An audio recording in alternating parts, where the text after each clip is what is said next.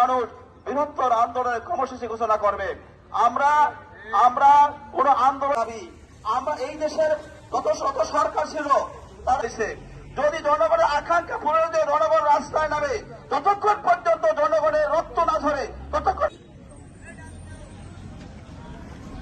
সম্মানিত পটুয়াখালীবাসী, Patuakhali welfare foundation কর্তৃক আয়োজিত আজকের এই মানববন্ধন মোদীর বক্তব্য রাখছেন পটুয়াখালী ওয়েলফেয়ার ফাউন্ডেশনের সম্মানিত চেয়ারম্যান। বিসমিল্লাহির রহমানির রহিম।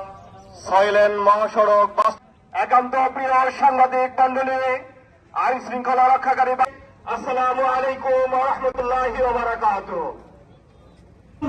পটুয়াখালী ক্রিকেট, পটুয়াখালী গুরুত্বপূর্ণ সেনানিবাস, পটুয়াখালীর সুবিধাভোগী, অতএব ভালো থেকে কুয়াকাটা এই সয়লেন সড়ক বাংলাদেশের জন্য বাস্তবায়ন। এই ভাঙা থেকে কুয়াকাটার দাবি যদি সুনির্দিষ্ট ঘোষণা যদি অনতিবিলম্বে না আসে, এই মহাসড়কের কর্মসূচি নিয়ে মাঠে দাঁড়াবে। চালুর সাথে সাথে এই সড়ক সয়লেন করা হবে। আজকে আমরা বলতে চাই, আমাদেরকে নিয়ে আর তাই বাহানা করবেন না, আমাদেরকে আর ধোকা দিয়ে বোকা বানানোর চেষ্টা করবেন না, আমাদের সামনে আর মূল্য ঝুলাবেন না। কোন অফিস থেকে সুনির্দিষ্টভাবে কতজন মানুষ আহত হয়েছে, নিহত হয়েছে, যার কোন পরিসংখ্যান তারা দিতে ব্যর্থ হয়েছে। আমি ব্যক্তিগতভাবে পটুয়াখালীর জেলার অসংখ্য আহত মানুষের বাসায় গিয়েছি।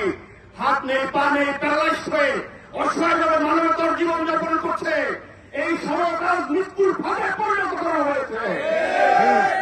আমরা বলতে চাই, পাকিস্তান আমলে যে সড়ক অতিক্রম করে, যে সংকীর্ণ সড়ক পদ্মা সেতু চালু হওয়ার পরে অসংখ্য গুণ সড়কে যানবাহন চলাচল বৃদ্ধি পেয়েছে।